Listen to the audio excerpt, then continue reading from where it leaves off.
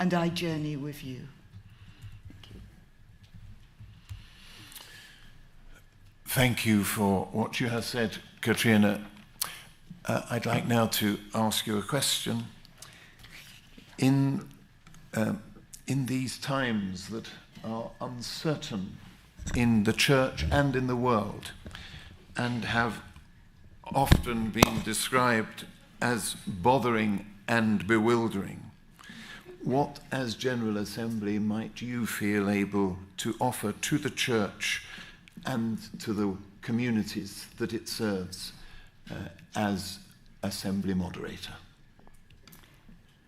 I'll just jot this down.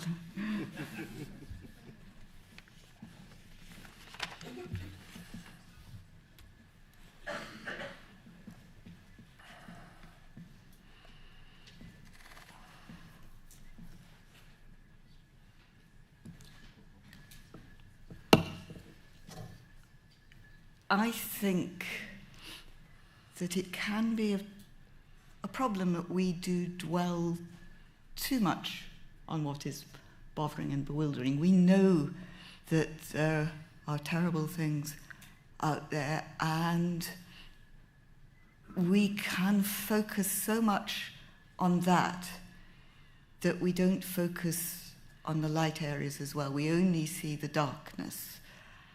And I feel that as Assembly Moderator, I would be trying to remind people that God's Spirit is working there as well, that God's Spirit sheds a light on the darkness, to remind churches at a local level of what other churches are doing, how they are opening up to show where God's Spirit is leading us, and that the darkness can be chased away.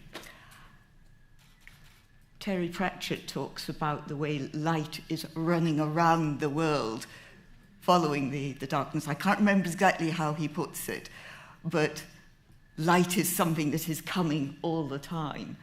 And I think that's the role of an Assembly Moderator, to bring that light into our troubled world, to help other people to show that light. Thank you very much, Katrina. We're very grateful for what you prepared and for your reply to that question. I'm now going to invite John to speak to us. Thank you, Moderator. Just a very brief word. You'll have heard Katrina say that she's currently serving as convener of the United Reformed Church Trust Company. And this is just to note that, having had some conversation with Katrina and others, were Katrina to be elected to serve as moderator, she would, in the course of the next year, at some point step down as convener of the URC Trust Company, just so that we avoid any possible potential conflicts that could arise in holding those two roles together, and also so that there are 4 less meetings a year that Katrina would be involved with. And this, of course, might well mean that we're on the lookout for a new convener of the United Reformed Church Trust Company, which only involves attending 4 meetings a year.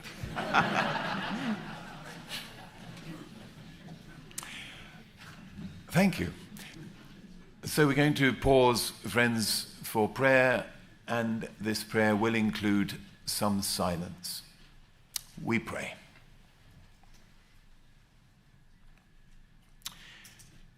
Gracious God, as we seek the General Assembly Moderator for 2025 to 2026, we open ourselves to the guidance of your Spirit,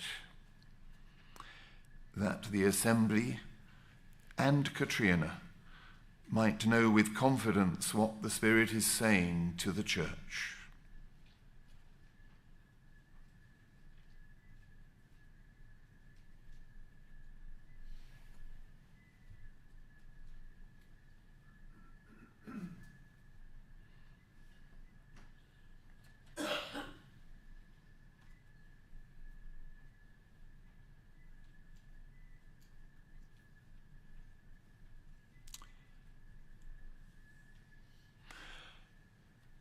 And as we each commit ourselves to that chasing and revealing of the light, we make our prayer in the name of Jesus Christ, the light of the world. Amen.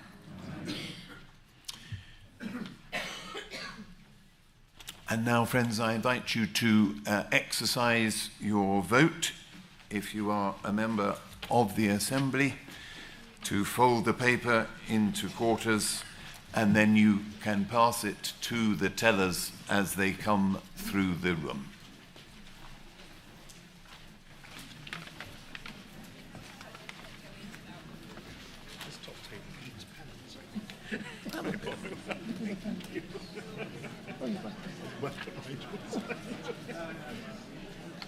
I had 2 here yesterday. I have none today.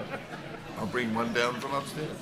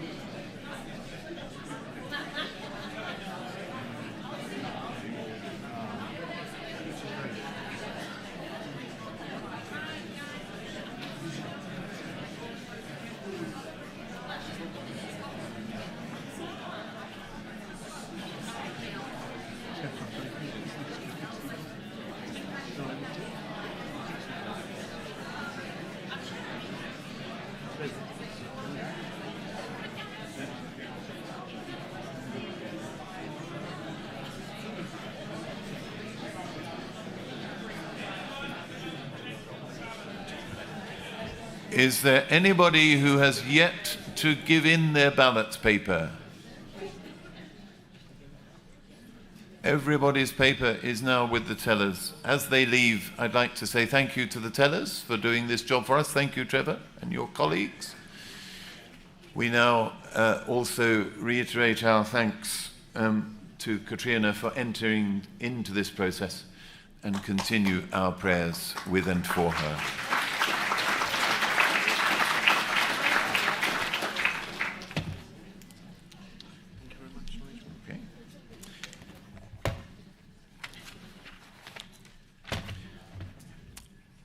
I love you, but I won't leave you.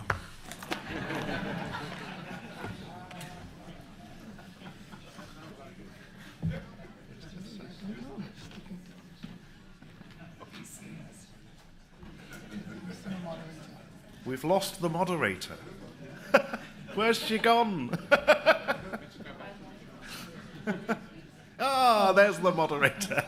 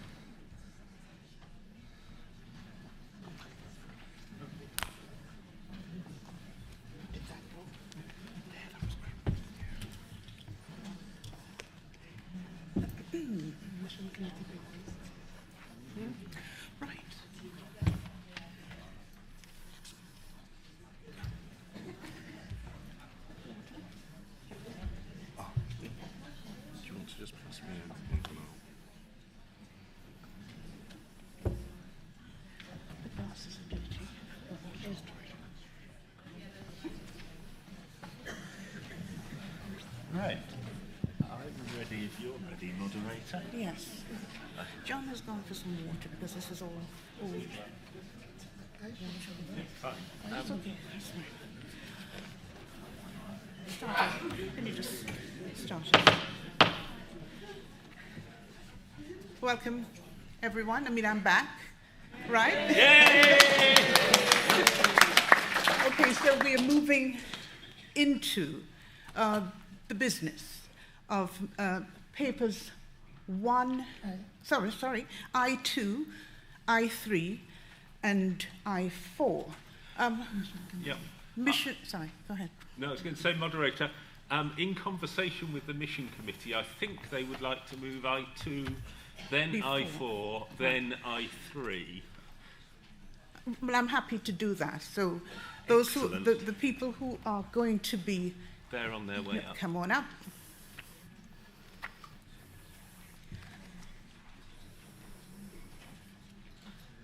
So Philip Brooke, Sarah Lane Court, you will be presenting. Who's going first? Sarah. Sarah? I'm just trying to get my Tweet that so I can see it as well as you, moderator.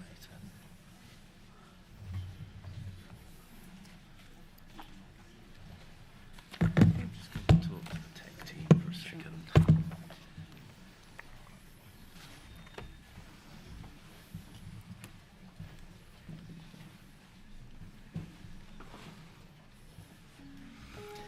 Good morning, General Assembly. On behalf of Mission Committee, I would like to present paper I2, which is our Environmental Policy Progress Review. The purpose of this paper and the resolution it includes is one of encouragement. When we brought the environmental policy to General Assembly in 2022, we didn't envisage a straight and easy path from then to realising its goals by 2030. The purpose of this paper and resolution is not to bring into question whether General Assembly made the right decisions in 2022. We set up the Net Zero Task Group on the instruction of General Assembly, and I want to pay tribute to the hard work and commitment of that group. There is good news. It is achievable to reduce carbon emissions across the whole of church life, and we can all play a part in that. It is potentially achievable to bring General Assembly's committees and the bodies under its control to net zero emissions of greenhouse gases by 2030. There is also not such good news. The task group has assessed that it is unachievable to reach net zero across the whole of church life by 2030. If you look at the second page of the report, you'll see this set out. Appendix 2 provides a useful glossary if you want to see how we're using the terms. So, let's go to some more good news. Most synods now have an appropriate environmental policy. There is a huge challenge, buildings and finance. And if I look around, I can probably see some nods of recognition there. As a church, there's no easy answer to the problem of buildings that are not energy efficient. Now, we're certainly not urging you to sell off troublesome buildings and make them someone else's problem. That is not a solution. But making the changes needed can be very, very expensive, and the money's currently not there. We're encouraging creative and radical thought. You'll see we've identified opportunities for action, and what we want to encourage, and the purpose of Resolution 36, is the sharing of information. Given that most of the relevant activity and carbon consumption takes place in synods and in the course of activities under the auspices of synods, this resolution requests synods and their related trust companies to report annually on their progress in reducing carbon emissions. This is not intended as an additional burden or a big brother type imposition, but rather as an opportunity for us to assess our progress as a denomination, but also to share good practice and to encourage one another, and to share the good news stories of achievement and progress. We would like to move Resolution 36. Okay, thank you. Are there any questions for clarification?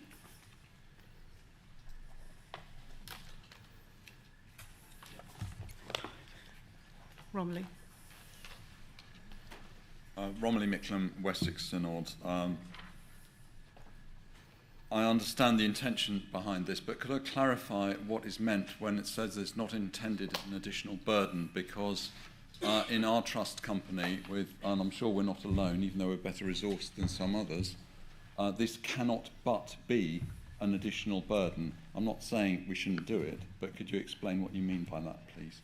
Could you also explain what form you expect synods and related trust companies to report in? Because if we don't have a comparable format for reporting, we're just going to get a lot of words and not a lot of information. Thank you, Romilly.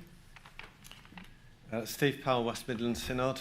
Moderator, my question is not in any way to question the objective behind this, but have there been any discussions with synods as to the feasibility of this, and in particular the timescale, which I think is a relatively short one?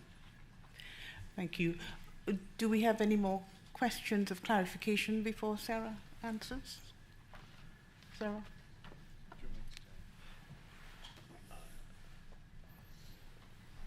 Philip. So thank you, Romilly and Steve. Essentially what we're asking for is the sharing of good practice. It stresses what Gordon was saying this morning, that every action is important. And it's to help the Net Zero Task Group put a mirror up to the denomination and to see how work is progressing. As yet, we haven't offered a template, but we're very willing to take that back to the Net Zero Task Group if that would be helpful. Steve, in terms of timescale, then the resolution is clear that we ask that the synods come back to us by 31st of March each year. So the first deadline would be the 31st of March 2025. And again, the Net Zero Task Group, which meets faithfully every month and is drawn from representatives right the way across the denomination, we're very willing to work with the synods to provide whatever help that we can, as indeed they've been working over the last 12 months. Is that clear? Do you need any more clarification? Heather Moore, Youth Assembly moderator. I just wanted to ask, should this resolution be passed, what would the continuing work of the Net Zero Task Group be? Would it be solely to collate these progress reports and feed them back to General Assembly, or would they be continuing their wonderful work in advising us in how we may get to net zero? Thank you. Thank you, Heather. Yeah, Philip. Thanks, Heather. We've got a very enthusiastic Net Zero Task Group, as you've outlined, and they are continuing to work on resources and will do so. We see this as something that will help them in that task, because it gives a picture of exactly what's happening, given that so much of the emphasis on net zero really rests on what happens within local churches and within synods. Thank you. Are you happy to move into discussion? Are we ready for discussion? Right. Okay, I think let's do this way. Put up your orange card if you're moving, into discussion mode. I think there's a clear mood to move straight. So we're moving to discussion. Thank you. Okay. Is that clarification or discussion? Okay, we start us off, Charlotte.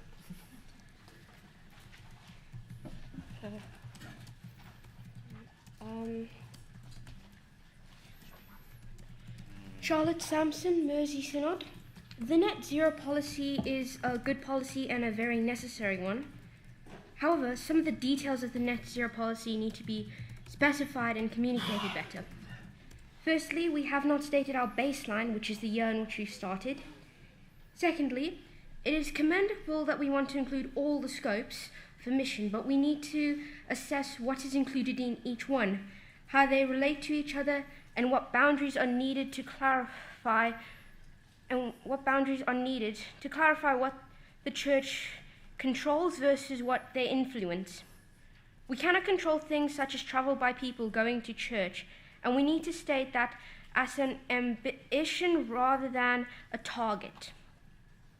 If we're going to take on the task of including everything in all the scopes, then that must be clearly stated so everyone knows what they need to do.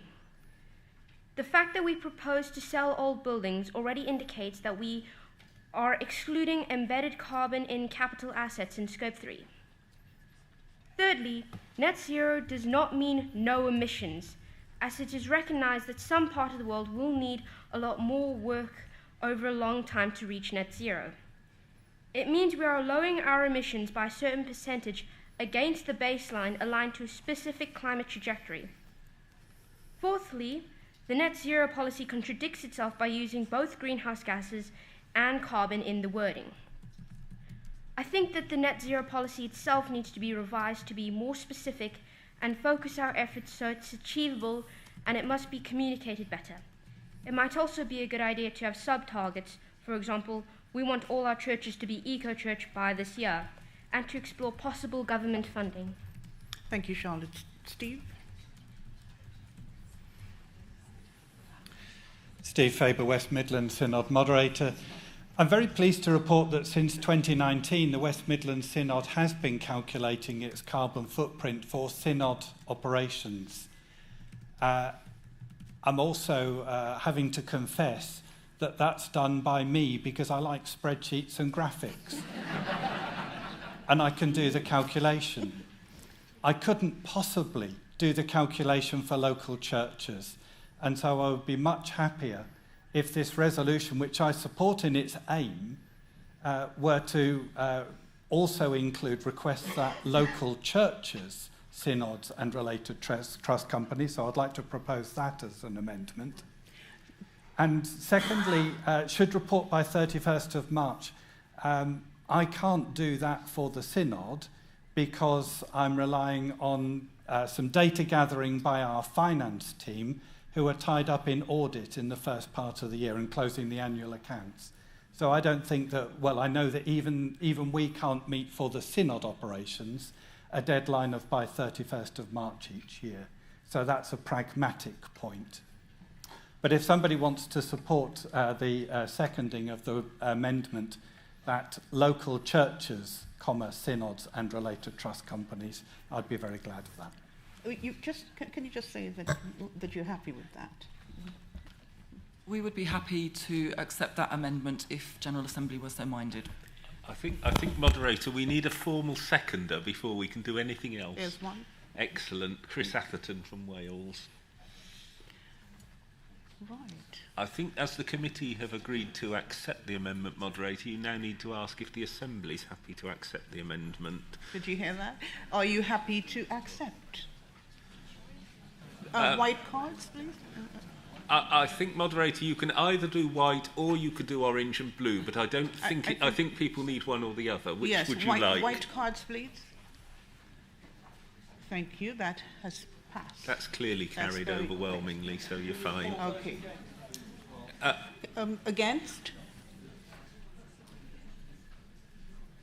Right, there are okay. five against. Right. I've seen you, and I wondered, would you like to say anything? I think, Moderator, it's past the point where that can happen because the amendment's been agreed. Okay, okay, probably.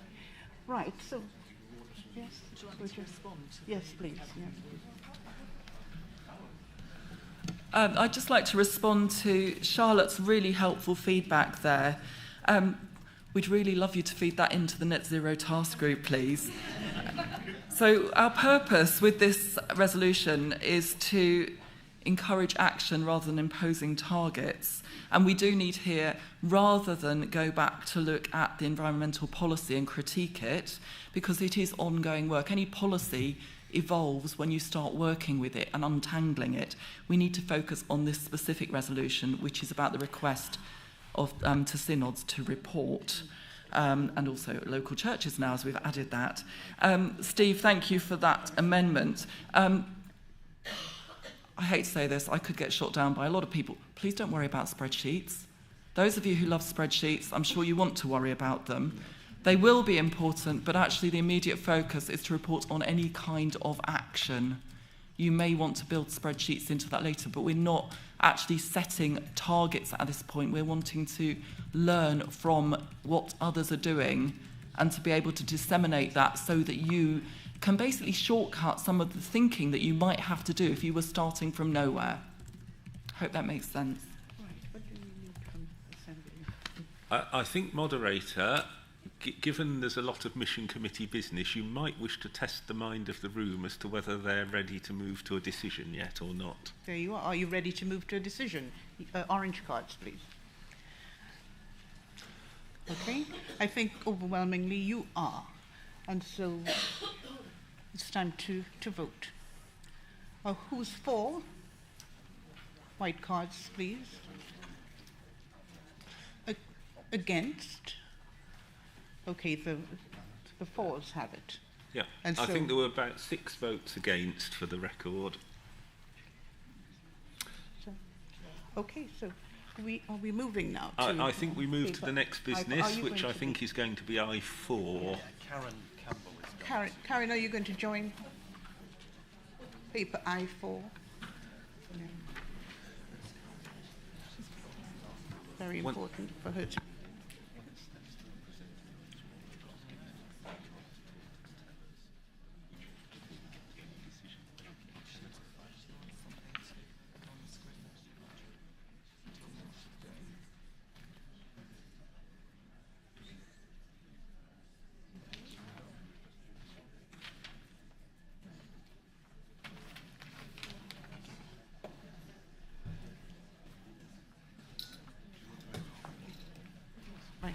So paper I4 is Legacies of Slavery, Acts of Repairing Justice, Progress Report. Karen, who's going to start first? Okay, Sarah, would you begin,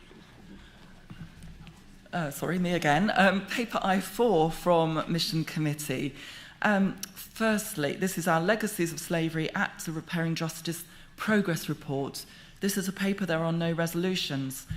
Firstly, I would like to pay tribute and thank our Legacies of Slavery task group for their tireless work and their commitment. They really deserve our encouragement in this important work. I actually don't need to say very much. If you were listening to our Bible study, I think Gordon said it all. Let us not grow weary in doing what is right. This is work that needs to continue. It doesn't have a finishing point. So our progress report is about what has happened since you last heard, since General Assembly agreed on some momentous things. So I would like to invite Karen to speak to this paper. I hope the moderator is happy to concur. Certainly.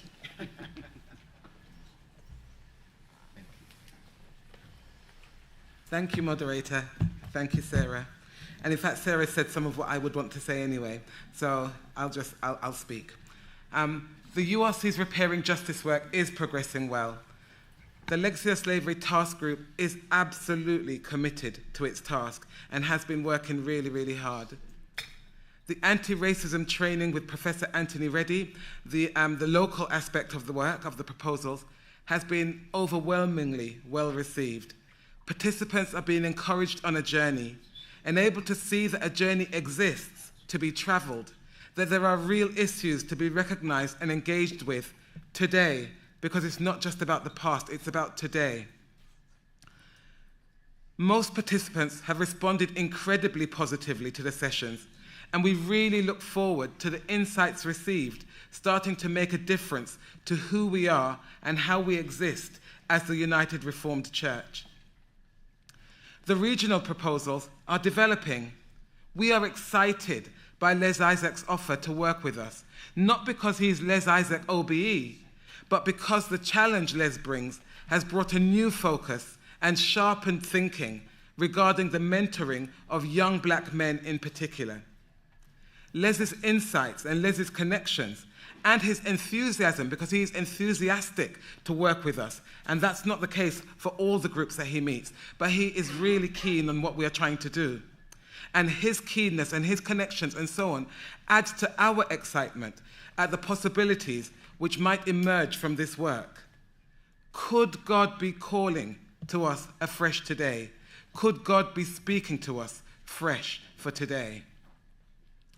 And as for the global proposals, I don't even know what I should say. Gordon Cowan's presence with us is a testament to that ever-developing work. The recent Jamaica Ecumenical Pilgrimage, hosted by Gordon and the craft team, was quite simply wonderful. But when I say it was wonderful, I don't want anyone to fall into the trap of thinking it was a bit of a holiday, it was a bit of a jolly. It wasn't. It was hard work. It was challenging and exhausting, and at times it was quite distressing. Engaging with a land which is beautiful beyond belief. If you could be there, you could hardly believe that this is real. It looks like a painting. And yet, at the same time, coming face to face with the harsh and life-limiting challenges caused by generations of deprivation, generations of poverty, and inherited learnings which undermine the self-identity of many Jamaicans.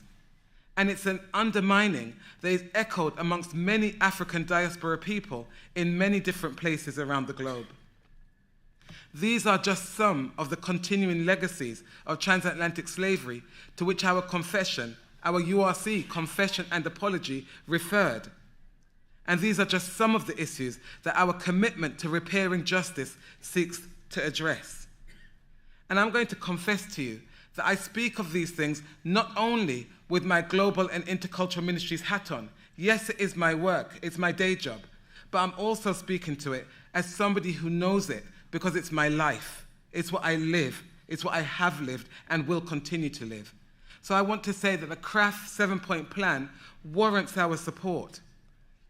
Work to promote and instill and encourage positive black self-image warrants our support. Those are the two things which are the regional and the global proposals. All of the repairing justice work warrants our support. And if there is any meaning and credibility in our apology and our confession, then this is the outworking of that. I commend the work to you. I commend the proposals that you will hear later on from the Finance Committee to enable at least some of the regional and global work to happen, and for it to start happening now. And if there's any questions, there are a number of members of the Legacy of Slavery Task Group who are here, some of who have made the special journey. They're not members of Assembly, but they've come so that you can engage with them. So if I ask them to stand, I'll stop speaking, then you can see who they are, and I'll just commend the work to you. So Stephen, please stand, and Tom Hackett is at the back. We were expecting David Reynolds, our convener. I'm not sure if he's around. Lorraine down, she's trying to hide. I don't know why she's not standing up.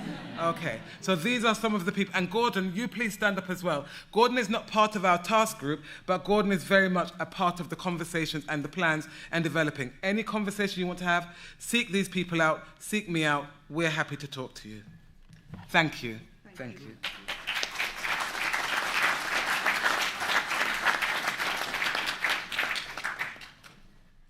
Do you have any questions? No, you can't hear me, can you? Do you have any questions for clarification?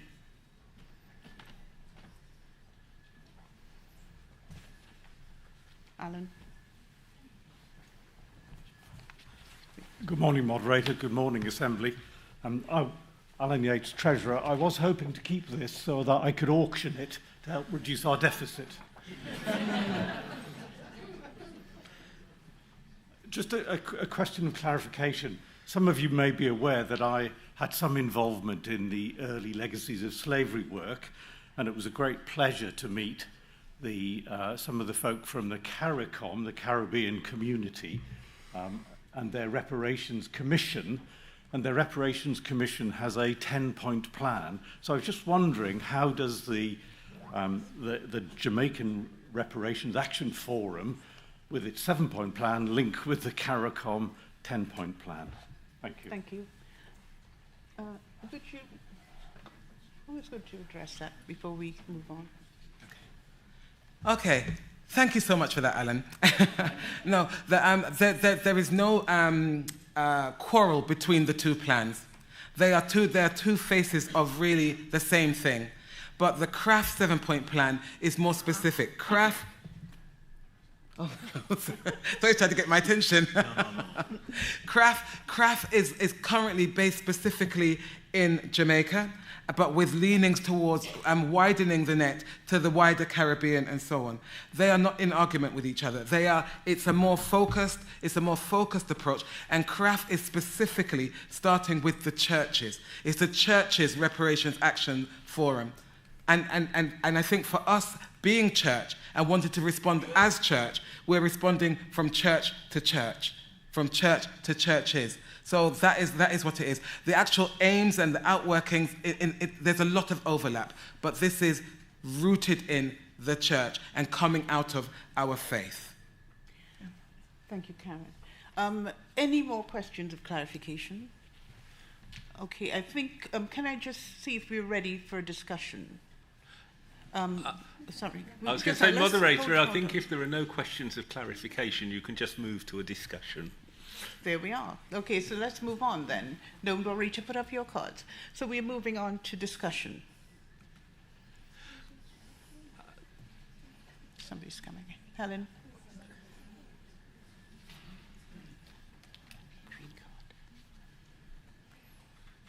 Moderator, I would like to take this opportunity... Name. Sorry, start again. Helen Lidgett, convener of nominations for a few more days. Moderator, I would like to take this opportunity to thank you, perhaps it was done with the support of the comms team and others, for your letter in The Guardian responding to a comment which was made in an article which actually criticised what the URC did in taking its apology in person to Jamaica. And if you haven't seen it, it is reported on the URC website under the news section. And I certainly appreciated the effort that must have taken to respond to that criticism, which perhaps was well-intentioned, but decidedly ill-informed. And I appreciated what you had to say, moderator. Thank you, Helen.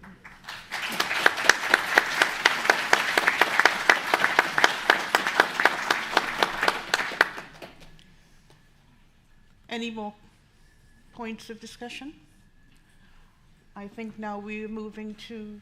I think we're voting on something. I think Assembly's ready to move to a decision unless the committee wish to respond. There's no resolution. Right, in that case, we move on to the next business. Sorry, Karen wants to speak. Oh, she does. Can I just say one thing, and it's very brief, and it's this, that our convener, Legacy of Slavery convener, Professor David Reynolds, has just walked in. So that's David standing at the back. And so, as I said, he's not a member of Assembly, but has made the special journey to be here to show his solidarity and to show that his heart is absolutely in this. So please do nab him and speak to him and unpack things. Okay. Thank you. Thank you. I think we've... thank you for your work. We're moving on now to paper I... Is it 2? 3. Yes, paper I3. Was that you again? Okay, Sarah, you have the floor.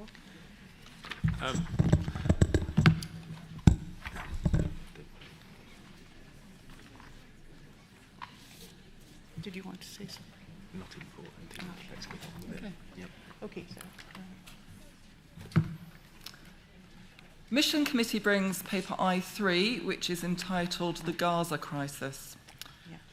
We bring this paper, which is the result of much careful work, research, conversation and discussion. Thank you to all of you who have engaged with us in the time since the report was released. We very much appreciate your questions and suggestions. I urge you to read the report in full if you haven't already done so, recognising that it is long and detailed, and there is much to read for General Assembly. Use it as a resource for information, for ongoing conversation and for study. When we come to Resolution 44, it lends itself as the foundation for further work in resourcing our church. As you'll realise, we owe much to members of the mission team who have written the report. It has itself gone through more than 20 iterations. As the situation in Gaza changes daily and the report was submitted on the 17th of May, there may well be things that we might have added or expressed differently if we were to write it today. It is appropriate to express our horror, to react emotionally, perhaps with anger and despair, at what has happened in Gaza and in Israel. We hope that in bringing these resolutions, we offer some way of responding that alleviates some of our sense of helplessness as events unfold and as peaceful solutions are not yet within reach. As you will also realise, this paper and resolutions don't come only as a reaction to the events in Gaza that have developed since last October. We draw your attention to the Israel-Palestine report, which was paper I2 of 2021, and you will see a direct link between some of what was agreed then and the action for which we are calling now. Although October the 7th and the actions that have followed it call for our urgent attention, we would have been bringing a paper and resolutions to General Assembly this year, continuing our commitment to working alongside our partners in the region. Consideration of this paper gives us the opportunity to consider where we stand as a church. Firstly, we are a church. We are a denomination that holds within its membership people from a wide range of convictions on many things, and I'm sure that our responses to both the ongoing situation in Gaza and the situation that has been going on across Israel and the occupied Palestinian territories reflects this breadth of views. What we do have in common, though, I am convinced, is our desire for justice. As a church, we also have relationships with other churches and with those from other faiths and beliefs. We value these relationships and want to continue and deepen them. Indeed, in writing this paper and drafting these resolutions, we have consulted with many of these colleagues. What we do not want to do is position ourselves in such a way that ongoing conversations become impossible and that we struggle to be seen as a credible voice. We are a church. We are not a single-issue campaign group. We work with and consult with campaign groups, but we have a wider role in God's mission. There will be those among us who want the resolutions to go further and to use language from which we have deliberately held back. Equally, there will be those who feel we are going too far and are uncomfortable. The intention of these resolutions is to say something meaningful into the situation without putting ourselves in a position where we lose credibility and therefore any chance, along with our partners, of making an impact. The letter of James reminds us that faith without action is dead. So we have 9 resolutions. In a broad sense, these divide into 2 groups. 37 to 42 might be seen as positioning resolutions. If General Assembly passes these resolutions or a version of them, they enable us to engage with the issues as a church. For example, those who represent us can state our position, can sign letters, and can call on government to take action, knowing that they are acting on the authority of General Assembly. Resolutions 43 to 45 are specific actions for us, our churches, and our synod trusts. I want to say a little about the language of these resolutions too. As I've already mentioned, there will be a range of views on the language we have used. We have held ourselves to the standards of international law. The whole report is predicated on a belief in the authority of international law. Just as we hold others to account, we have to remain in our use of language within where international law allows us to go. And as we move on to the resolutions, which you will see from our order paper today, we have grouped so that we're not going to have questions and discussions on each individual resolution in sequence. As we move on to those and we look at our first grouping of resolutions, 37 to 39, I'd like to ask the moderator to allow the legal advisor to speak first to that. Okay. Thank you. Where's Andy?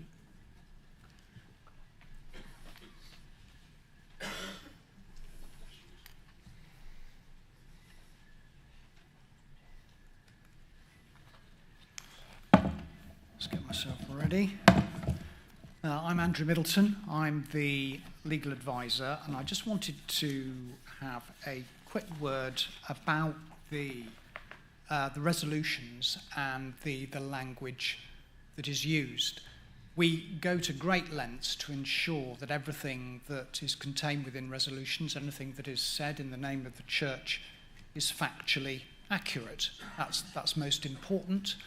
The reason why it is important is not only do you need to get the facts correct, but also there's an ongoing relationship between whatever happens here and what is said here and the reputation of the church that reputational issue is relevant in terms of your funds and your money and the charity that holds that. That's the United Reformed Church Trust, is the trustee of that.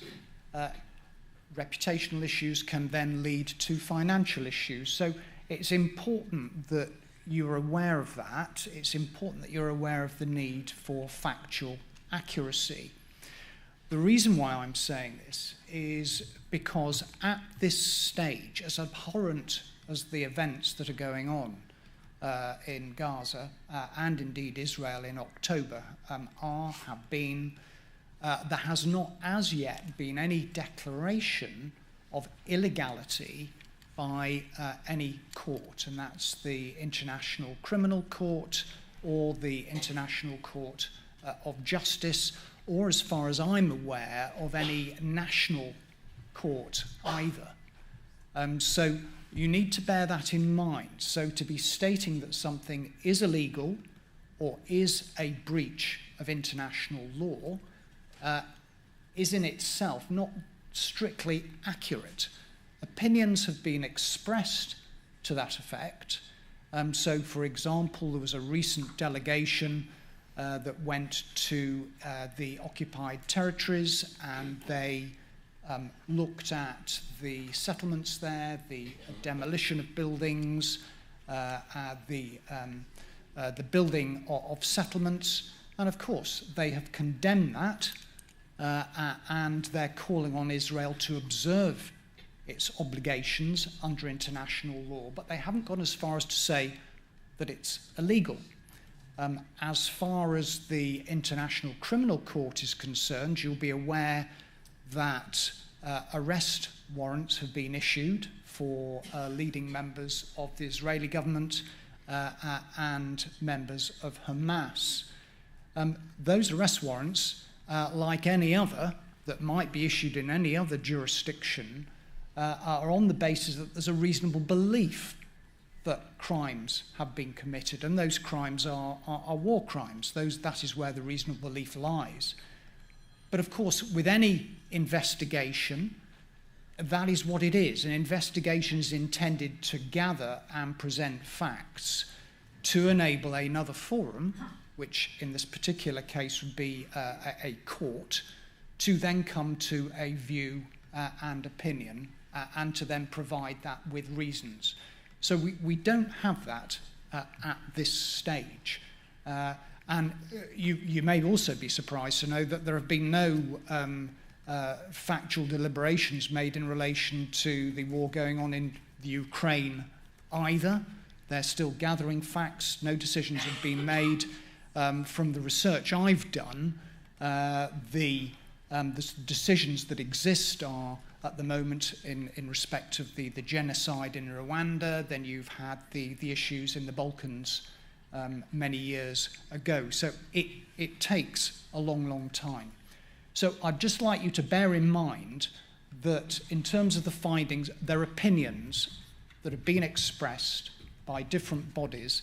They're not actually findings of fact, and I think that you need to just bear in mind the need for care in relation to the language that is used in these resolutions and the potential reputational and possible financial circumstances, as small as those risks might be. You just need to be aware of them. Thank you, Andrew. Okay, so we're moving to questions. Oh, Neil. Sorry, questions of clarification. That was quick.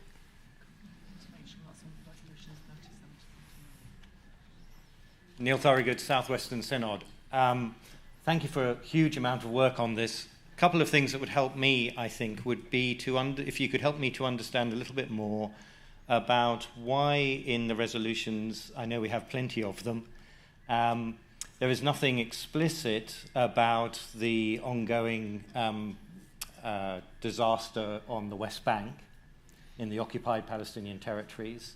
And also, why is there, given the nature of what we're trying to say, why is there nothing explicitly reaffirming the importance of working towards a two-state solution? Thank you. Sarah, would you just remind Assembly that you're looking at 37 and 39? Okay. Yes. Give it up as soon as possible, Neil. Sarah, would you like to say something? She wants to say something. The moderator has just asked me to remind Assembly that we are in the first instance dealing with resolutions 37 to 39 according to what is written on your order paper. Nevertheless, I welcome Neil's questions and I would like to refer back to the paper from 2021. We did need to be focused with this because otherwise we could have occupied the whole of General Assembly. These are significant and important issues which we wouldn't be able to do justice to in a wider sense, but we are engaging in ongoing work from that paper and resolutions from 2021. So it's not set aside, it's not forgotten. Thank you. Any further questions of clarification, for clarification? Well, I think you can move straight right to into discussion. So discussion time. You want to clarify something? Okay, come forward. Jo Harris, National Synod of Wales. So I have a question for clarification. Resolutions, sorry, I don't know the numbers, I think 41 and 42 talk about, no? No, we're dealing with 37 to 39 at the moment. Oh, I'm sorry. So I you got can my... come back. Come back. Sorry. Come back. That's okay, that's fine. Any questions? Yes, John? John Marsh, a very old moderator at one time. I just want to know whether, in view of what the legal advisor has said, whether we ought to look at resolutions 37, 38 and 39 and say apparent contravention of international humanitarian law. Any further questions? Okay, Philip. So the conversations with the legal advisor we've been having during the course of the week, my understanding is that the resolutions as they are written are fine. What we're warning Assembly is, understandably, people would, for example, want to name the attacks by the Israeli Defence Force, would want to jump to a decision that says they are illegal, and what the legal advisor is pointing out, as at present, no legal decision has been taken on those, and therefore we can't go further than what we've got written here. That was the warning to Assembly, as I understand it. I think we were moving into discussion mode. Did the clerk want to say something? No. Okay, we're moving into discussion mode.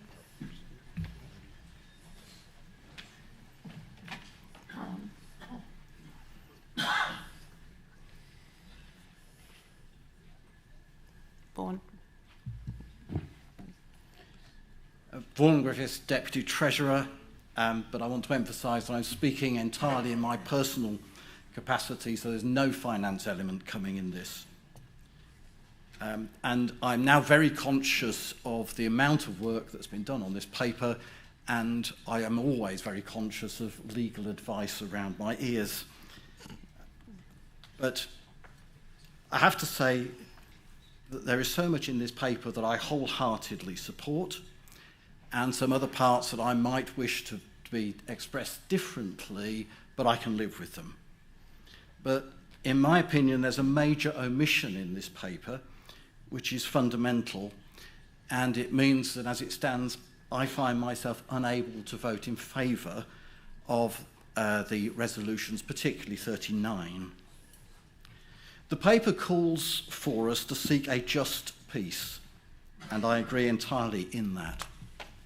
But the paper fails anywhere, as far as I can see, to record that currently the avowed aim of Hamas is to obliterate the nation of Israel.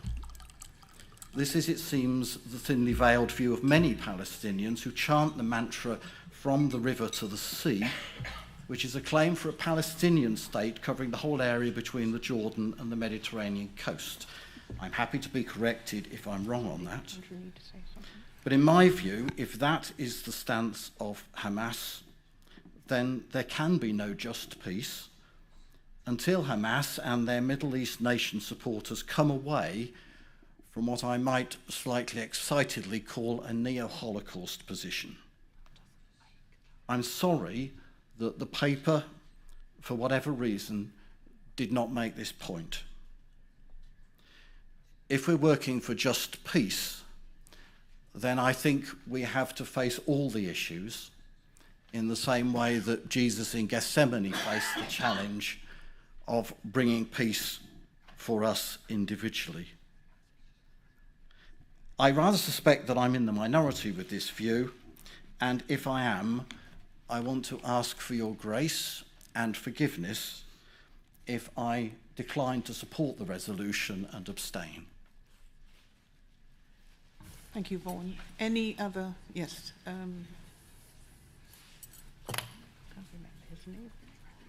Russell Furley-Smith, Southern Synod. I thought I heard the legal advisor say that no member of Hamas has been found guilty in a court of law of the October attacks, and yet the resolution 37 uses the word illegal. Just to comment on that, if I may, moderator, you did indeed hear correctly, and I think there's been a little bit of misunderstanding between the legal advisor and the mission team, and the legal advisor is just working on a potential amendments in the line that John Marsh was suggesting that would help resolve that issue. It may be that we're going to need to return to this in remaindered business given the time, which would also give us some time to get those amendments neatened out. Romilly. Romilly Micklem, Wessex. Just picking up on the point about Hamas's stated intentions, I wonder if there's a possibility of amending Resolution 39, adding to it to say something about the mutual recognition of, and we talked about the two-state solution earlier on, but the immediate de-escalation of hostilities regionally through the mutual recognition of the right of the state of Israel to... I'm sorry, I haven't thought this through, but it was just an immediate response to... I share the view that there should be something in the paper about Hamas's stated intention. Can I throw that at the committee to think about? Moderator, I think you're probably likely to declare this business remaindered in any moment and allow people to have coffee, possibly even biscuits or cake. Might I suggest, Romilly, that you have a conversation with the committee in the coffee break, because it sounds like there's a bit of formulating going on in the coffee break and it might be the right moment. Yes. I agree with that, but I just wondered if Sarah wanted to say anything before we remained. You need a cup of tea first. So now we are on to the break. Thank you. Okay. So we'll return at 11:30 sharp, please, moderator.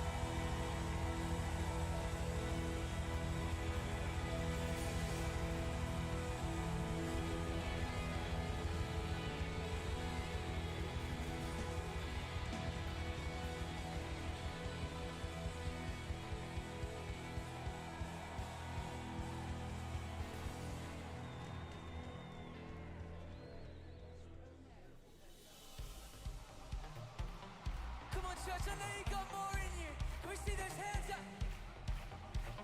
All right, you need to promise me you're going to sing louder than you've ever sung, okay? All right, let me hear you sing. Waking up knowing there's a reason. All my dreams come alive. Life is for living with you. I made my decision. Come on, you lift me up. You lift me up, fill my eyes with wonder. For every young in your love, this freedom's untainted with you. No moment is waste. Come on, let's see each other like this. Let's go. See the sun now bursting through the clouds, black and white, turns to color all around. All is new in the Savior I have found. Everybody, this is living now.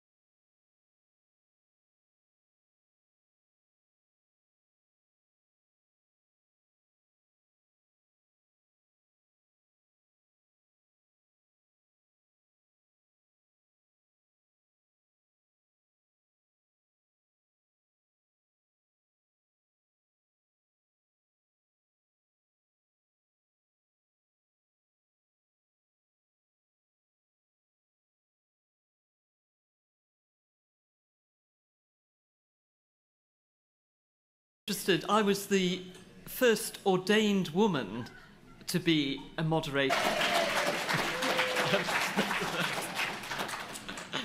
There were 3 other women before me, lay women, and then they came to me in the year 2000. And I'm highly delighted that the Reverend Dr.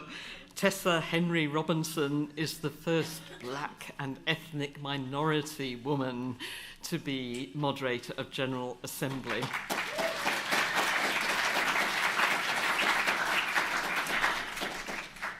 And I know Michael Jagessa was the first ethnic minority man to be moderator of General Assembly, but it's very good to move on to the first ethnic minority woman.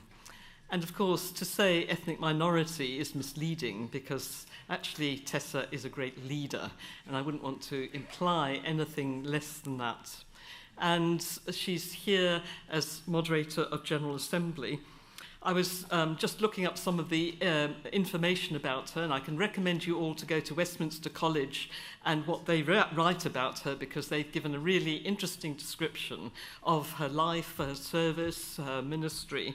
And they start by saying she's a womanist practical theologian whose career spans over 30 years of service, engaging diverse groups through teaching, mentoring, and ministering. And then it gives a history of her roles and her training and her experience. So we're here again to listen to somebody with a large amount of training and experience who's going to speak to us now in giving the address to the Assembly. If there's time, depending on how long Tessa speaks for, and I think people should speak for as long as God leads them to speak. So if there is time before 12:15 and our next session, there will be a little opportunity for you to make any comments if you would like to. If there isn't time, we will just move on and be making a little presentation to her before we move on. But I now call Tessa to come.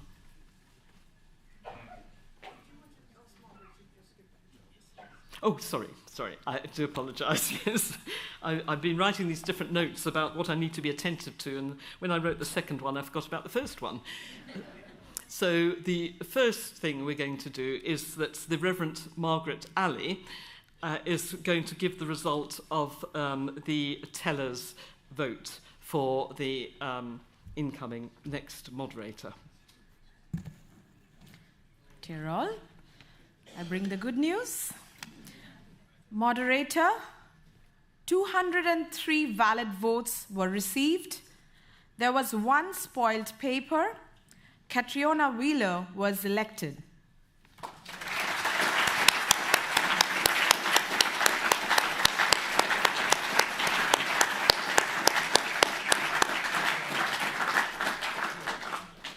So many congratulations to Catriona, and our thoughts and prayers are with you.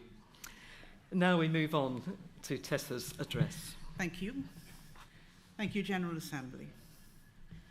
If I could just get my computer to comply, it will be fine. And congratulations, Catriona. Where's Mark? Because my computer is not turning on. Sorry. Oh, thank you. Your presence worked.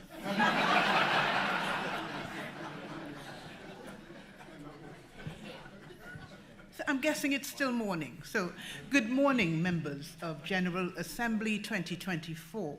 Good morning. Friends, colleagues, I want to start by expressing my heartfelt thanks to this Assembly for the opportunity to address you today. I also want to extend my gratitude to St. Andrew's Brockley in South East London, a member of the Southern Synod. Why?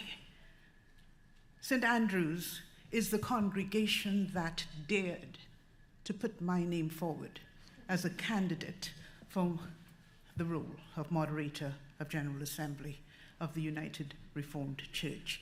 They put that name forward, mine, to their synod, and I just want to say a shout out to their minister, who I know is here, Reverend John Grundy. Thank you, John. Thank you to your congregation. I send my love. So I want to thank General Assembly 2022 for listening to my call and choosing to accept the nomination. And I am grateful to the congregations of my pastorate in East London for their patience, and to the past moderators present here. Just know, right, know this, that I have a new appreciation for you since my step as moderator. Special thanks go to my PA, she's not here, but I will call her name, Rachel Fitzgerald, and my wonderful chaplains.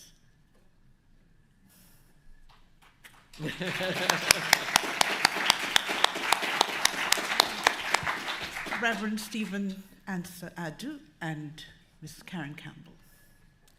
On different levels, your support has been invaluable. I reserve my deepest appreciation for my family. The love of my life is sitting facing me, Reverend Mark Robinson, and our children.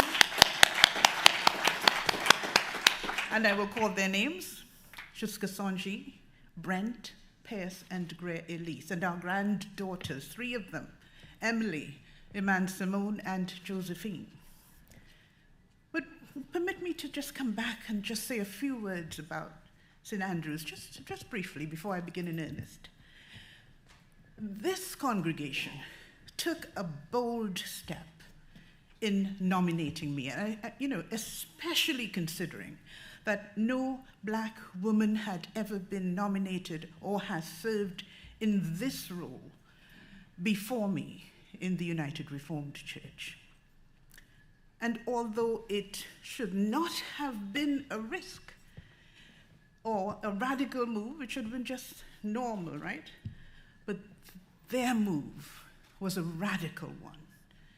It was an act of discipleship love, agape love, that I sorely needed, that other minoritized women needed and continue to need, and I believe the URC needed to see and be part of if change is to come.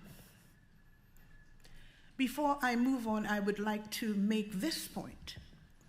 I have on occasion had to publicly own who I am and highlight that someone who looks like me is rare in leadership in the wider church, and unfamiliar in many URC places and spaces. And the mistake, I just want you to know, is to assume that this is, for me, a pet topic. I do not like this topic. It is not a pet topic. The reality is that it is not fun. I would just like us to get to a place where having to do so is not needed. And if you want to know, my pet topics are love and justice. But my address today is not about me, it's about us. And so you would note that I use we, us, our, and quite often throughout, I come back to those words throughout my address. Friends, I am drawn to the words of Micah 6, verse 8, that names who we are and tells us what is required of us. The Holy One has shown you, O mortal, what is good. And what does God require of you? To act justly, to love mercy, and to walk humbly with your God. I also recall the words of Jesus in John 13, 34 to 35. A new command I give you, love one another. As I have loved you, you must love one another. By this, everyone will know that you are my disciples if you love one another. I conclude my moderatorial role on July 15th, when our moderator-elect, Reverend Tim Meadows, officially assumes the role. So I want to take this opportunity to share some of what I have experienced, seen, and observed. Serving as moderator of the General Assembly has been a profound privilege and an honor, and I thank God for this incredible journey. As I moved through, and yeah, I did, the three-nation context of the URC this past year, many people I encountered told me that they are pleased that the URC nominated a black woman, a person from an ethnically minoritized background, as moderator. And I certainly felt this in the sheer number of invitations I received to visit pastorates across England, Scotland, and Wales. I also had the privilege of inducting 4 moderators, 2 in England, 1 in Scotland, 1 in Wales, I did the whole thing. As well as 1 youth moderator and 2 faculty members of our research centres for learning at Westminster College. As I got on with the various parts of my duties, I was able to see the potential we possess to flourish. We individually, we the URC, and I experienced some areas of progress in the URC, even as I was able to observe that alongside our potential to flourish and progress, there is brokenness. At the core of this brokenness within the URC is what looks to me like a reluctance to be bold and take risks on people who are seen or who are othered, members who have historically been othered, whether due to ethnicity, gender, cultural identity, how people choose to identify themselves. Yet, we, all people of God, have been given grace freely. And it seems to me that if nothing else, as members of a denomination that sees all God's people as one, it is not far-fetched to recognize that within the gifts God has so freely given us are the gifts of acknowledgement, inclusion, and embracing difference. And I would go so far to say these are love gifts that we are given unconditionally. And courageously living out our faith in a way that involves seeing, listening to, and acknowledging the presence of those who suffer harsh judgments, undue scrutiny, means recognizing that we are all part of God's plan, as participants in God's story, whether or not we like or approve of someone's way of being in the world, or whether we like or approve of who they are. Friends, when contemplating what message would be most helpful to share with you today, I was drawn to the love of God. Love is central to serving God. We serve God here. We are church. Love is central to serving God, to being the church, to serving God's people. Love is at the core of our identity and our mission. You can correct me if I'm wrong later.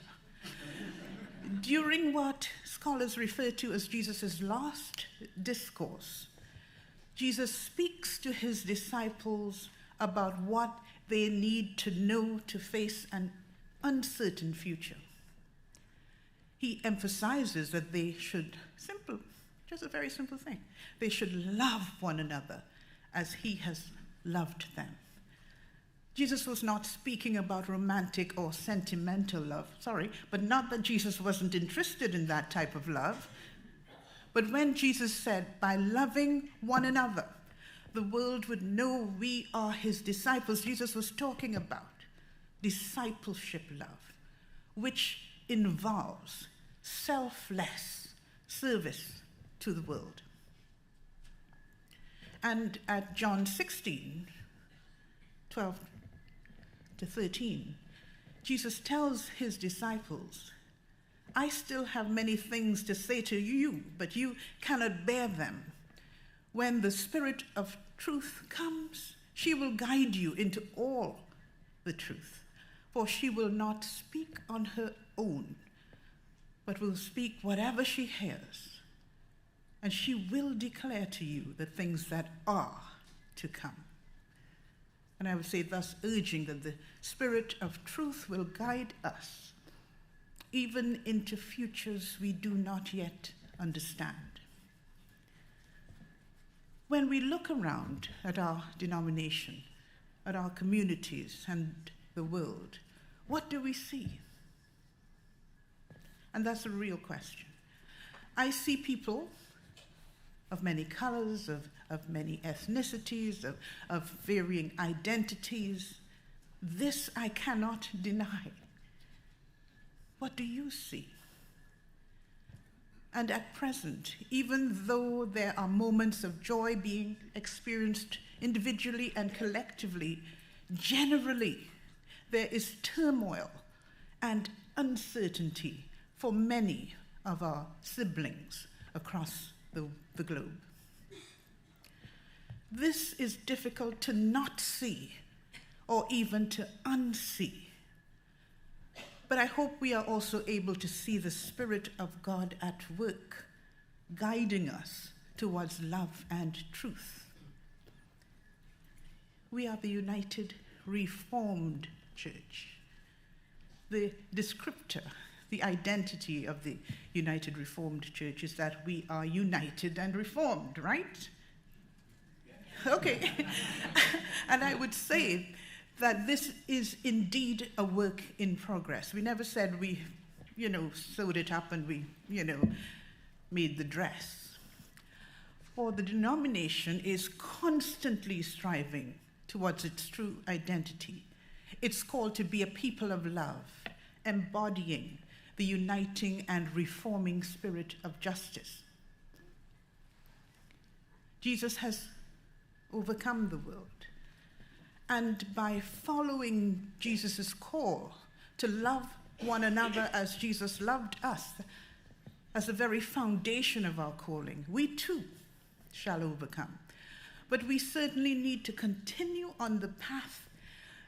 And I need to send you back to some reading, to the 10 statements set out in our Vision 2020 document. I'm not going to list them here. You know how to find the document. To include diversity and welcome, justice and peace. And we need to continue to develop our anti-racist identity. Some of you may already know that justice and love are central to my mission and identity in this role and as minister of the Word and sacraments and as follower of Christ. And in the way Jesus' disciples were, we too are called to love. But this way of love is not without challenges. And I ask, and I think someone sang this and maybe somebody will know who it is. Could I be loved? Could you be loved? Could we be loved? What is stopping us from this love? What are these unnatural barriers that keep us from loving one another in the way Jesus loved us? I can tell you, but I suspect you already know, that speaking about love is not easy. It's not a cute topic necessarily.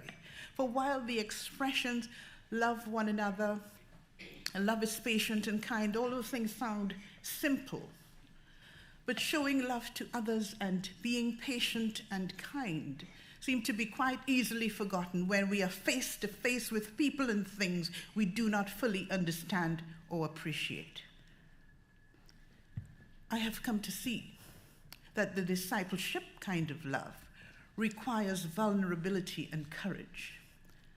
And I want to know, how can we embody this love in our daily lives? How can we make this love part of our inner script? How do we navigate the complexities and difficulties that this type of love entails? Another observation of mine is that we tend to put barriers in our way that prevent us from loving unconditionally. One such barrier is our sometimes inability to see and celebrate the rich diversity God has created. For instance, when we claim to be colorblind, not only do we cause immense pain, we are also ignoring the unique experiences and perspectives of others. And we are ignoring God's wider creation. Look how colorful it is. And I ask myself, what if, as pilgrims together on this journey, we actively learn about and appreciate the diverse backgrounds and identities within and without our communities? What if we then seek to unlearn ill-informed, injurious misconceptions and begin work towards relearning the way of Christ by honoring the fullness of God's creation? Isn't it beautiful, God's creation? Friends, what if? Might this help towards building a genuinely more inclusive church? That's just a question. Yet another barrier I encountered is the refusal to acknowledge the identity of others. Is identifying someone's theological, gender, trans orientation, culture, not a refusal to see the full humanity of our neighbors, is it not? And if we truly believe that God created humankind in God's own image, what are we saying? What are we saying? In embracing this belief, are we not recognizing, and when I say this belief, I mean the belief that we are made in God's image, because we say that a lot. That is bandied about. In embracing this belief, are we not recognizing our responsibility to acknowledge and affirm each other's and each person's identity? And for me, this is a critical question. For how can we commit to listening and understanding each other's stories and create spaces where everyone feels seen and valued if we do not value each person's way of identifying themselves into the world? My experience is that our biases prevent us from seeing the humanity in others. But what are these biases of ours based on truly? What would it look like if we commit ourselves to working to dismantle these biases and, within ourselves and within our church? And I would say this calls for self-education. I'm saying self-education. Why? Because I do not think the people that you are marginalizing, or that we, can I use the word we here, that we marginalize or we are prejudiced against, I don't think they need to teach us anything. I think this calls for self-education, because I would say this: I am tired of hearing people say, I didn't know that would affect you. Oh, I never knew that existed. No, let us see if we could know what we're talking about. This calls for self-education and engagement in honest conversation. And if we are to be or to become devoted to one another in love and honor others, above ourselves, then what is to be the next move? What is our next move as a church? Because by embracing this call, we can build a community that sees and cherishes the humanity in each person as mere mortals, imperfect human beings. Our prejudices often prevent us from recognizing God's presence. I mean, I'm repeating that. In those we perceive as different from us. But Jesus reminds us that whatever we do for the least of these, we do for God. So I'm calling us out. I'm calling us out and asking us to strive with a great deal of intentionality to see God in everyone and recognize that we are all part of God's creation, all of us. And so together let us work at breaking down the walls. I mean, and when I say that, I know that we're working towards it, but I'm talking about let us really do this. Let us work at breaking down the walls that divide us and build bridges of understanding and compassion to unite and reform our ways. The challenge before us is an important one, but we need in a genuine way to trust the Holy Spirit and not lean on our own understanding. And I turn now to address the young people directly, but meanwhile I'm not excluding anyone. You hold incredible power to advocate for justice, not only for yourselves, but wherever injustice resides. Learn to be able to see where this is happening. There's no one to protect you from that, because you are your own person. You have the power to acknowledge, advocate, and act. Your diverse identities make you who you are, and your voices are powerful. Do you believe that? Yes. That's a quiet yes. Raise them. Raise your voices to challenge injustice and promote love and unity.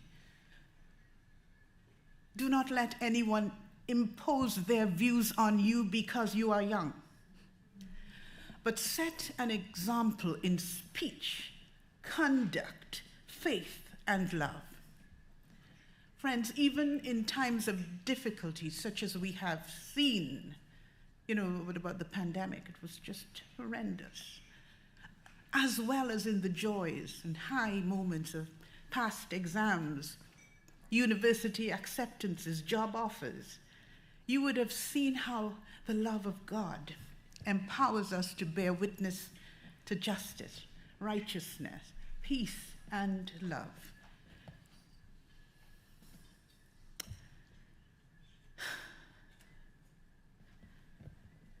Therefore, because of who you are, I am not worried about the future of the United Reformed Church. While it is true that our journey has never been easy, together with the spirit of discipleship love taken forward in a serious way. Discipleship love is not cute, is it? It's a rough old bat. It is a hard thing. But taken forward in a serious way, we will continue to work towards our true identity as a church. And so let us keep remolding our church. That is where my energies lie. Not here, not there. Let us keep remolding our church, relying on that spirit of love as our main tool to bring the church into its true identity. We have identified ourselves, we've done it. So let us bring the church into its true identity when we can respond to the question, who are we? With the response, we are seekers of justice. We are seekers of justice who love one another as Jesus loved us. And we believe that all God's people are one. And the Holy Spirit has shown us what is good, even though we are mere mortals. But what does this require of us? In everything we do, we are required to act justly, love mercy, and walk humbly with our God. And we can do this together. General Assembly, we have work to do in the present, and this is our future. Thank you, and may God continue to bless us all.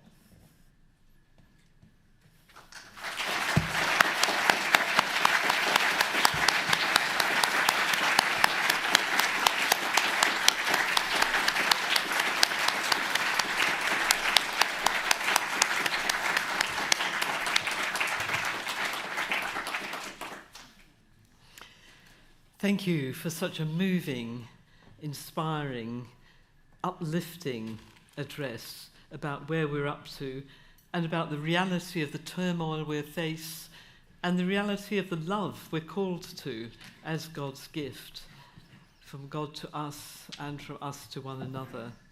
That was a very excellent address. Thank you.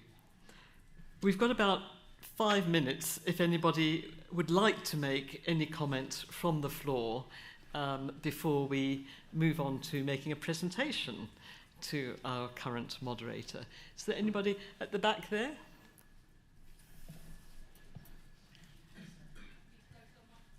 Come up. Yes, if you come to the microphone.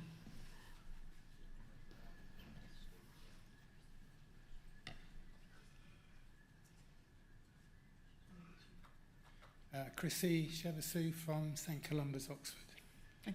Hello, Chrissy. Professor, thank you from the bottom of my heart, from all of us as a community.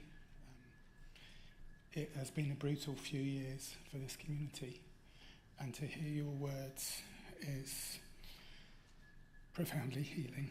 Thank you. Thank you, Chrissy. Thank you.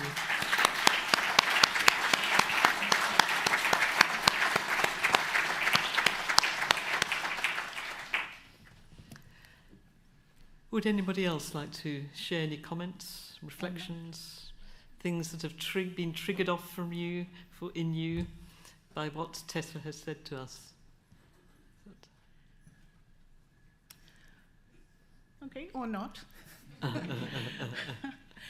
I think we've done it. Okay. There'll be other opportunities for you to speak one-to-one in due course, and of course to comment and share these reflections as the assembly goes on. But I now invite the presentation that will be made. Thank you. There's someone who I'm supposed to be looking at and saying, come up and... Oh, here we are. Come on, Fiona. When a General Assembly moderator is inducted, there is usually a presentation of a moderator's Bible. And last year, due to one thing or other, it didn't happen. But as with Jenny's vows, in the URC, we make things happen in different ways. And perhaps today is an even better moment to do this, so the Spirit works in strange ways. I agree. Tessa, I would like to present you with this book. This is a commentary, as opposed to a straightforward Bible. It is a commentary written by African theologians for Africa and the world. Thank you. It seems that the African Bible commentary, which I'll present in a moment, there is so much to say, to reflect, and I'm very, very grateful for what you shared with us. But I want to say, from the bottom of my heart, I see you, and I am so grateful for how you have served us as a denomination as a moderator. You have brought your experience, you have brought your colour, but you have also brought so much more. Your skill and your wisdom shaped, we're all packages of many things. And what you've shared with just now, the insight that you offer, has been so profound in the service that you have brought as a moderator and in how you have led us. We are grateful. You talked about discipleship love containing vulnerability and courage, and you have been an exemplar of that this year, and for that we are all hugely grateful. So I give you this gift as a token, a memento, to carry it with you, and I hope this offers voices that enrich and bring you blessing. Absolutely.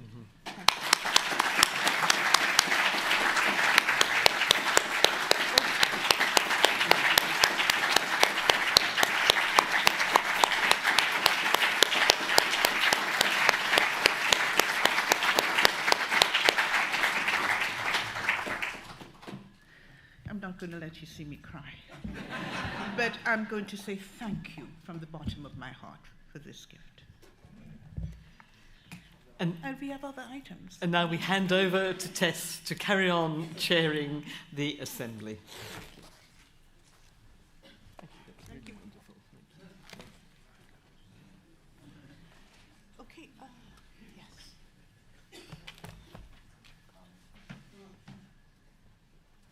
Richard, welcome. Do you have something that you would like to say? Thank you, Tessa. Richard Looney, Eastern Synod and convener of the Commitment for Life reference group. For our ecumenical partners, Commitment for Life is the URC's global justice program, in which we seek to encourage churches and one another to inform ourselves, to pray, to campaign, and to raise money to support work to tackle global justice issues. And particularly there's a group called Global Justice Now that campaign. Most of our fundraising goes to Christian Aid, and that's the reason I'm here, because we're about to see a video from Christian Aid, and actually it's about love and justice and discipleship. So if we can have the video, please. Okay, so we'll have the video now, the Faith Wills video.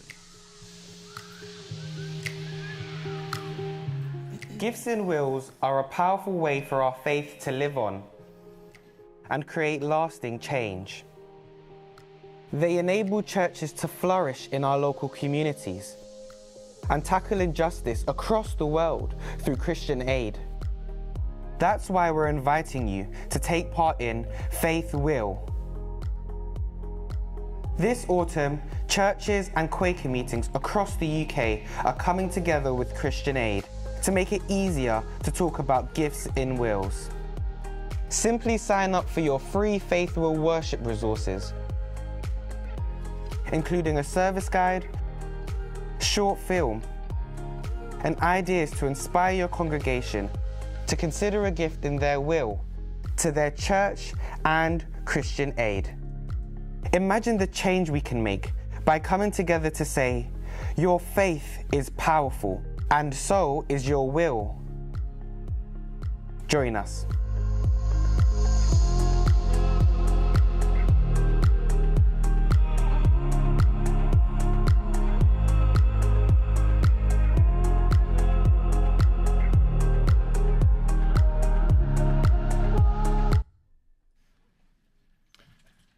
I don't know if it's the same out there, but wow, I really felt the bass coming through on the platform here. Let me tell you about Vera. Vera was a member of our congregation. She sat with that row of elderly ladies about 5 rows back. I didn't know her that well, but I remember her as quite a sparky and sometimes rather spiky person.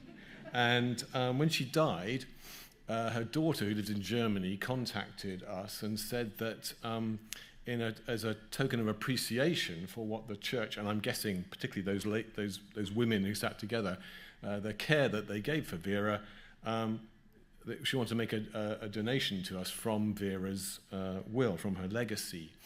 And as a result of that, we were able to invest, we chose the way to use that, to invest in some audiovisual equipment, which has really dramatically improved the way that we can use films and other resources in worship and in church meetings and in other ways that our building is used. So it's made a real difference to us. So much so, I mean, in our church sometimes I do the projection, so I'm particularly aware of this. And pretty much every time I'm at the desk, I'm thinking, thank you, Vera. Thank you for what you've done. Now, I don't know if you're like me. I try and review my regular giving at least once a year. I kind of recognize that as part of what it means to be a disciple. When did I last review my will? I can't remember. 20 years ago, something like that. There's probably a small donation in it somewhere, but I don't really remember. I don't actively think of it as part of part of my discipleship. Now, URC Youth. Okay, yeah. Look up. You're probably thinking, what's this got to do with me? I mean, I'm not planning to write a will anytime soon. If I did, I've probably got nothing to leave in it, right? Yeah. But okay, think of it this way. All right. We know that our churches need to change to adapt to our culture, right? And we know too that young people in particular have the eyes to see and the energy to carry through some of the changes that need to happen.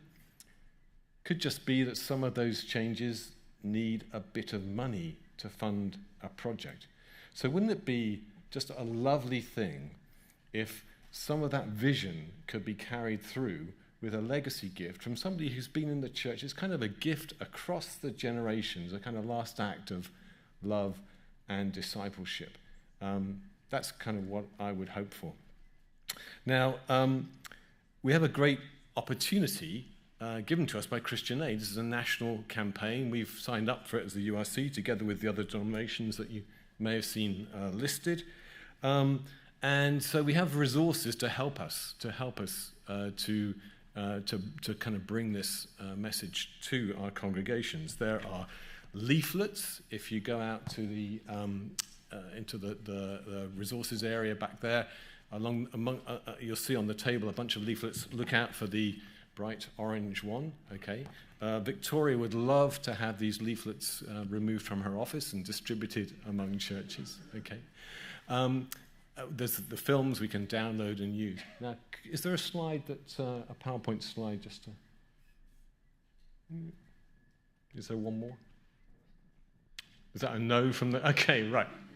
I was really hoping to put up for you the link and even the QR code, but the QR code is on the banner outside. But what we'd love to happen, if you're willing, is for you to use this film in October synods, and to encourage ministers and lay preachers to make use, to sign up. If you go to the website, there's a place you can sign up to make use of the resources that are available to help introduce this topic in worship, because it's an act of discipleship. So in this way, maybe someone like can be encouraged to do something that's has a lasting impact in your church's life and in the community. Thank you.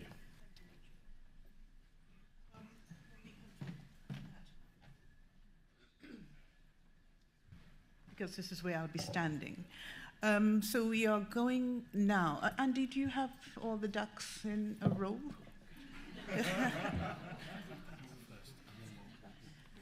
Okay. Thank you. And while the award winners are brought into the room, let's watch a new video about the URC.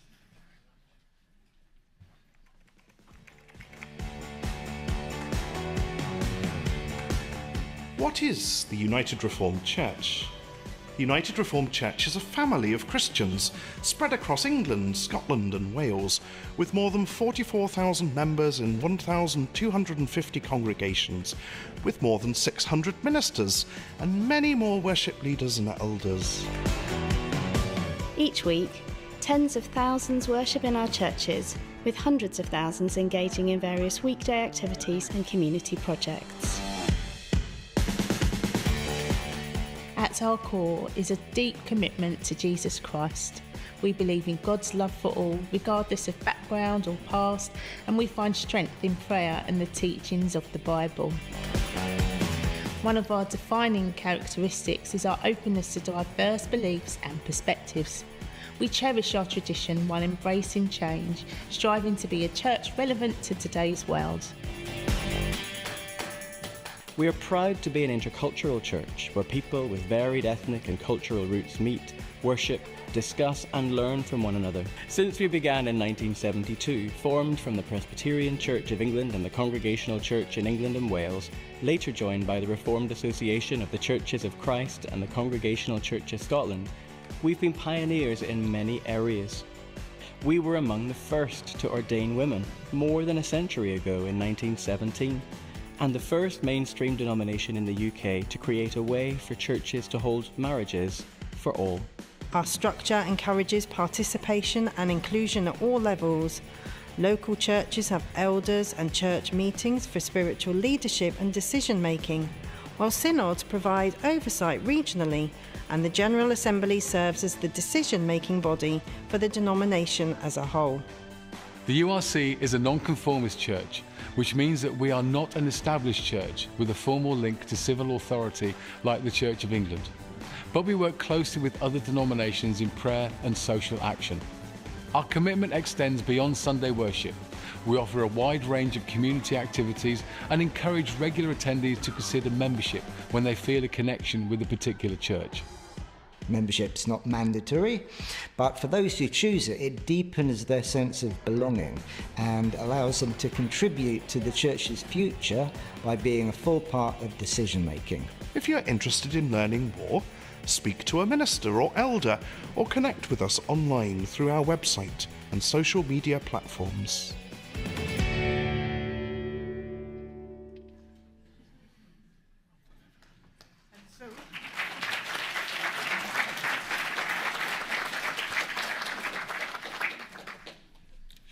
Right, so this is our community awards, the community project awards, and so I will just start. For 26 years, the United Reformed Churches Community Projects Award have recognized outstanding community projects in our churches.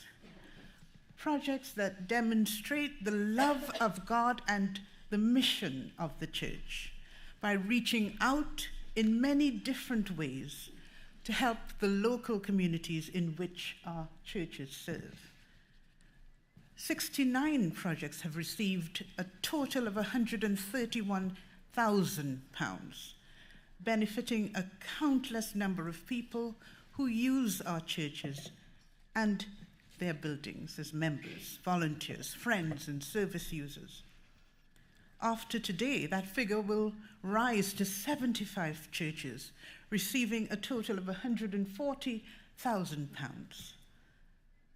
Founded by Reform magazine, the partner of the awards for the past 15 years has been Congregational, and we are deeply grateful for their increased support this year. For the first time, a total of £9,000 is being awarded to churches in prizes. 3 winners, awards of £2,000, and 3 highly commended awards of £1,000. And I'd like Assembly to show its gratitude to Congregational for its continued support and generosity.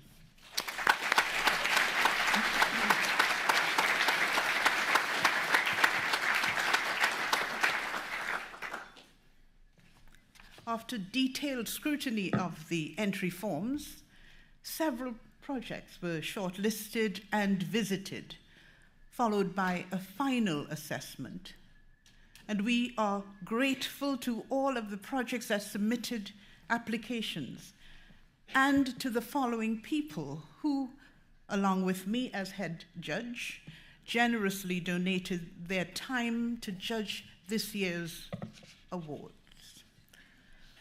Martin Cox, Imran Leher, Helen Doran of Congregational, Andy Jackson, the Reverend Lucy Briley, the Reverend Ian McLaren, the Reverend George Watt, the Reverend Sarah Moore, Dr. Stephen Tompkins, and Steve Priest. We are also grateful to Jonathan Allen and Andy Jackson for the videos and photos.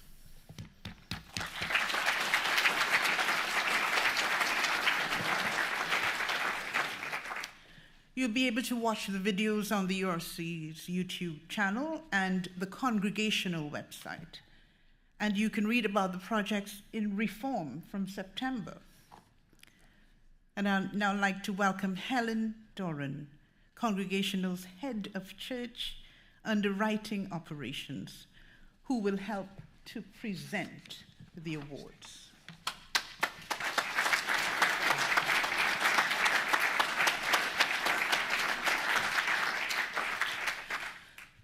The first winner of a 2024 Community Project Award is the Barn Hospitality Project at Livingston United Parish Church. Let's watch a video about this community cafe.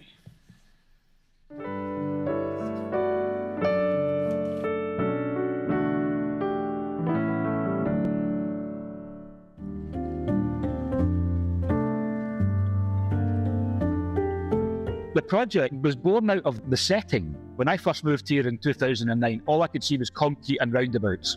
And then you come to this setting, which is an old farmsteading, and you just think, this is different, this is unique. How could we utilise that? And one of our own skill sets and the wider church skill set was hospitality. Many churches have that. If there's a passion and there's a need, you've got to give it a try. So we have 2 days a week as a community cafe in this place, which is one district of Livingston, and we have 2 more days in a separate district just along the road. And it didn't take long to twig that people were responding. And I think it's just become a good place to be. It's a safe space for people to come, to have some very cheap food or drink, and we partner with our local co-op in Livingston, and twice a week we take their surplus food. I don't know if you're familiar with Men's Shed Association. It's where men can come and ease, I guess, some of their loneliness or isolation, sort of mental health issues, that kind of thing, but also bring their lifetimes of skills that they've acquired. And it could be that they're joiners or electricians, and so they make things for the benefit of the community. So you will find we have a table just now in the cafe of the shedders, and they're here on a Monday and a Friday. This is their base. The second thing which was on my heart was about a soul food meal. That's a free meal for anybody that needs to, often alone, lonely, and so it's just become a community meal. It goes up and down a bit, but regularly 60, and that's a home-cooked 2-course meal. I have a fabulous volunteer team. A lot of them initially came from church, and then as we've grown, customers have come along, guests at the meal. Oh, could I help? Could I do that? So we have quite a lot now from not church who are part of our team. It's a lovely, warm experience. It is my lifeline, and I would be lost if I didn't have this. It's not like Starbucks where you go in every Monday and somebody sells your coffee and they don't know you. No. It's like Cheers, where everybody knows your name. The volunteers, they're not serving people, they're helping people.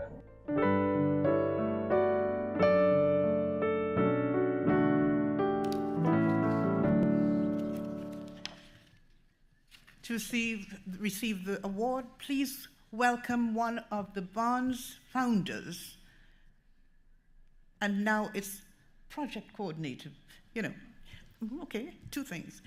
Norma Brown, along with her husband Ken, who is one of its volunteers.